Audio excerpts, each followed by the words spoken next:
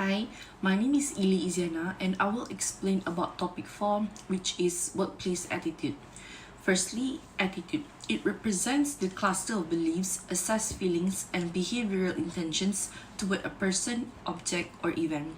There are three components of attitude, which is cognitive, affective, and also behavioral components. Cognitive consists of the person's perception, opinions, and beliefs. For example, having a fair supervisor is important to me. Affective associated with a feeling a certain way about a person, group, or situation. For instance, I don't like my supervisor. And lastly, behavioral components is a tendency a person to act in a certain way towards something or someone. Next is emotion. It is a psychological, behavioral, and psychological episodes experienced toward an object, person, or event that create a state of readiness. There are 4 types of emotions, which is stress, tired, excited, and relaxed. The next point I explain is cognitive dissonance. It can be defined as a psychological tension that occurs when people perceive an inconsistency between their beliefs and feelings and also behavior. You argued with your boss because you did not agree with his decision that caused employees demotivation. This inconsistency creates an uncomfortable tension called cognitive dissonance. There are 2 ways to reduce cognitive dissonance. Firstly, changing behavior. This way is very costly because people already know your voluntary behavior and it cannot be denied. Besides, the consequences of the behavior cannot be undone even though an individual already quit the job. The other way is changing beliefs and feeling. For example, you might convince yourself that the foreign posting is not too bad after all because it will develop your management skills. This shows your negative attitude toward foreign assignment has changed to a more favorable one. Emotion dissonance is a conflict between a person's required and true emotions. The larger the gap between required and true emotions, the more employees tend to experience stress, job burnout, and physiological separation from self. It can be minimized through deep acting rather than surface acting. In other words, one way to minimize emotional dissonance is by hiring people with tendency to display the emotions required for the job. Deep acting is involved changing true emotion to match the required emotion and train yourself to actually feel the emotion you are supposed to express. Next, surface acting. Surface acting is involved pretending or modify to show the required emotion by continuing to hurt different internal feelings. For example, we force our smile while greeting a customer whom we consider rude. The next section is job satisfaction. Job satisfaction is a person's evaluation of his or her job and work context. It demonstrates that an attitude people have toward jobs. It's an appraisal of perceived job characteristics, work environment, and emotional experiences at work. Satisfied workers have more favorable evaluation of their job compared to dissatisfied worker. Job satisfaction can improve by job content, supervisors, co-workers, working conditions, and pay and benefits, career progress. For example, Honda company has job satisfaction which consists of associate relations by they are focusing on respecting individual human rights, no discrimination, and maintaining a working environment where each associate can work with a sense of security. Job satisfaction very much affects individual behavior in organization. In order to understand the consequence of job dissatisfaction is by using EVLN model. EVLN models responses to several dissatisfaction which exists is leaving the situation due to unfair or conflict management decision. Secondly, quitting is transferring. And thirdly, voice is attempt to change the situation. And next, recommending ways to solve the problem by complaining, filing formal grievances, or forming coalition to oppose a decision.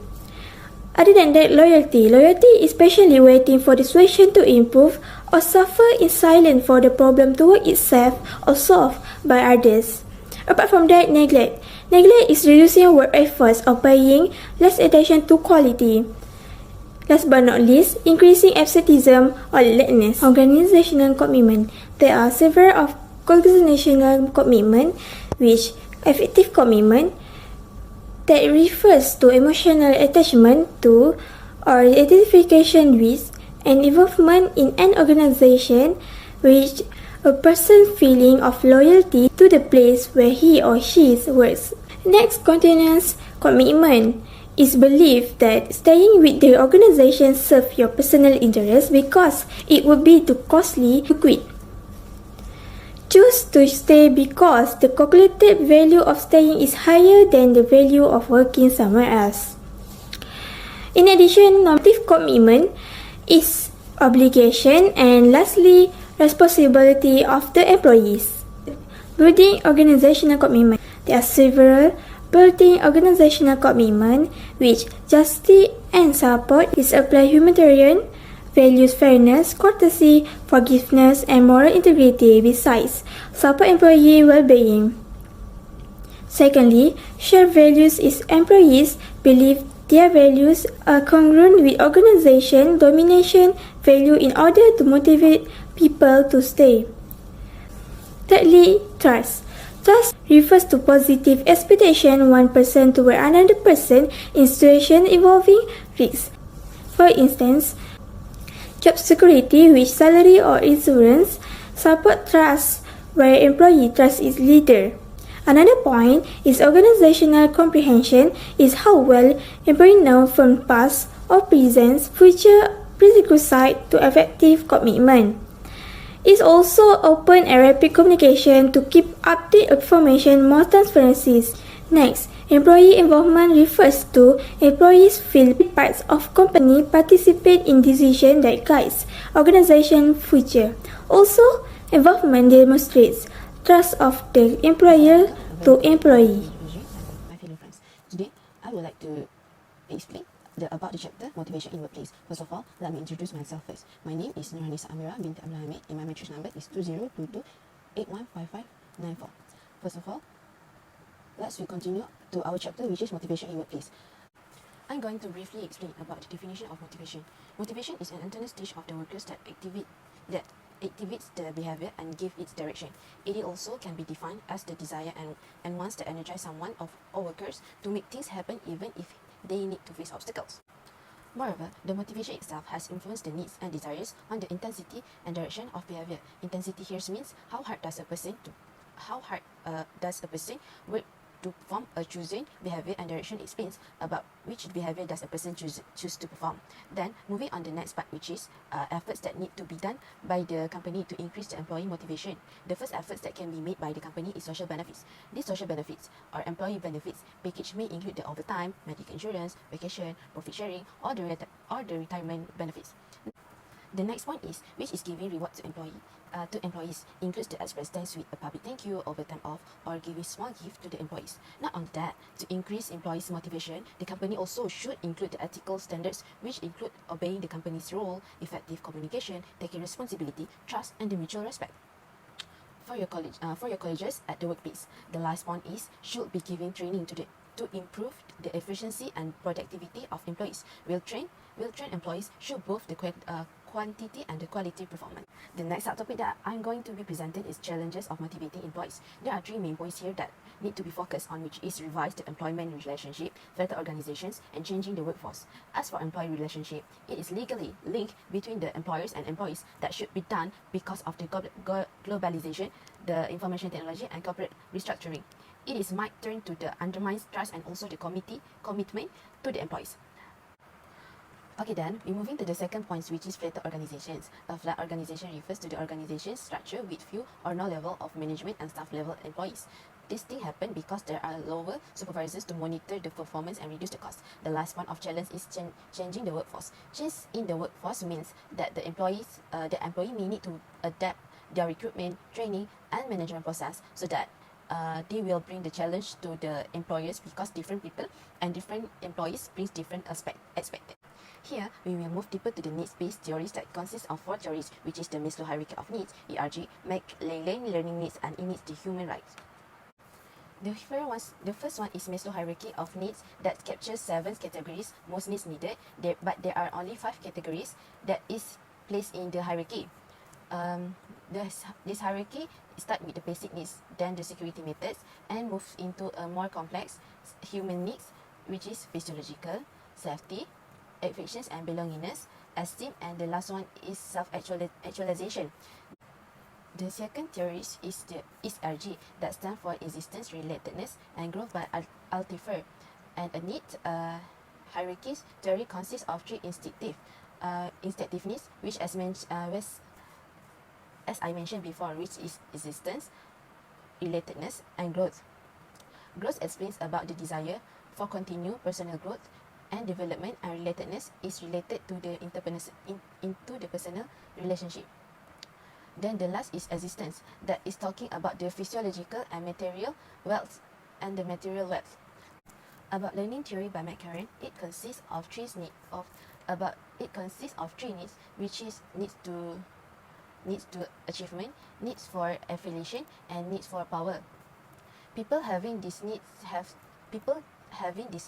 certain ways of dealing with their job. So, as for achievement, they perform better than others. Affiliation, interpersonal relationship, and communicate frequently. And the last one is power, which is personal prestige.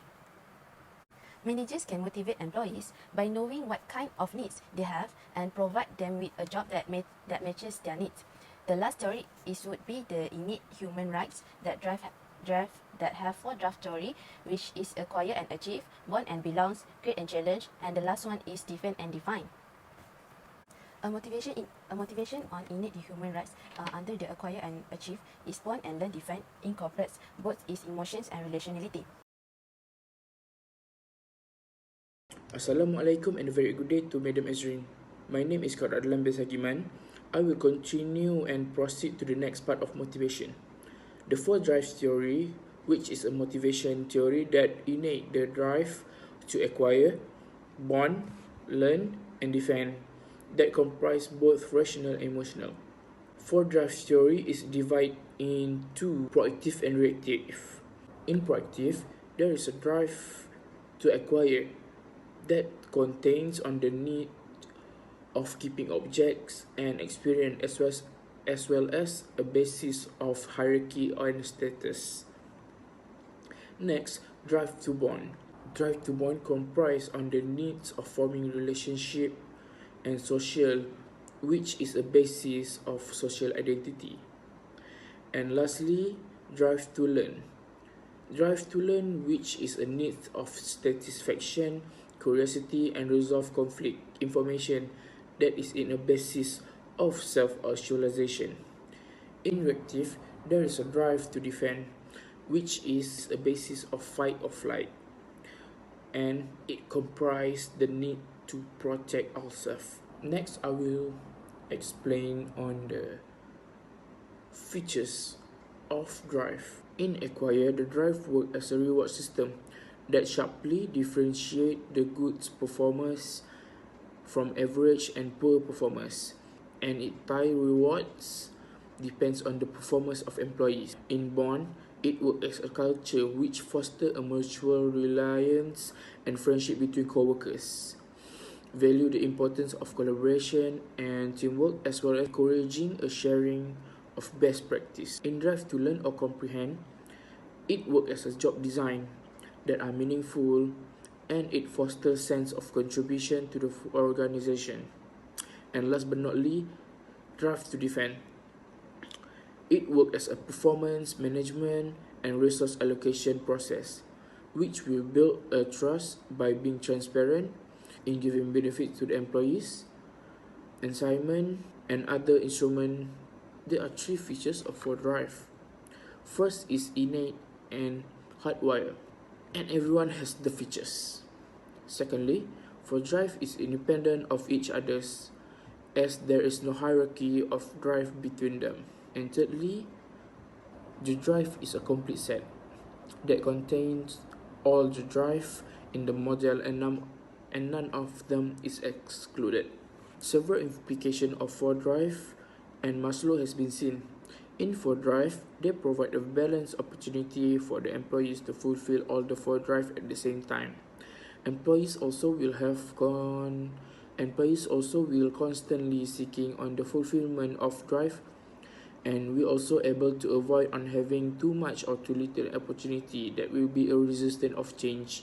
While in Maslow, they only need one at a time, and it allow employees to be self-actualized, and it contain the power of positive experience, which is a progression. In expectancy theory of motivation, there is effort, performance, and outcome, which comprise E to P expectancy, P to O expectancy, and outcome and valence. There are several ways on how to increase them. First, we can increase the E to P by giving the employee some training, provide them with sufficient resource, as well as provide them with coach and feedback. Next, we can increase the P2O expectancy by measuring the employee's performance accurately without any mistake, describe to them the outcome of good and poor performance, and even introduce more valuable reward to them. And last but not least, we can increase the outcome and valence by ensuring the rewards are valuable, giving them their best choice of reward, and minimize the countervalence outcome or factors that would affect the declining of efforts. Lastly, I will explain about the component of organizational justice, which are divided into distributive and procedural justice. Both of them will show an effect toward emotion, attitudes, and behavior of the employees. Distributive is a perceived fairness in the outcome we receive relate to our contributor, and even outcome and contribution of others, while procedural justice is a fairness of the procedure that is used in deciding the distribution of resource. That's all from me. I will pass to the next presenter. Thank you. Assalamualaikum and hi, my name is Nobadrisha binti Muhammad Ahmidi, and I will explain more on chapter 6 regarding on work-related and stress management. What is stress? Stress is one of the feelings of anxious and also worries. There are two conditions of stress, which are stimulus is action to the stress, and the second is a response that we respond to the stimulus known as stressor. Stress also has two types, which are distress, that means negative experience, and also eustress for positive behavior. There is a model introduced by Hans Searle known as the General Adaptation Syndrome model that contains three stages.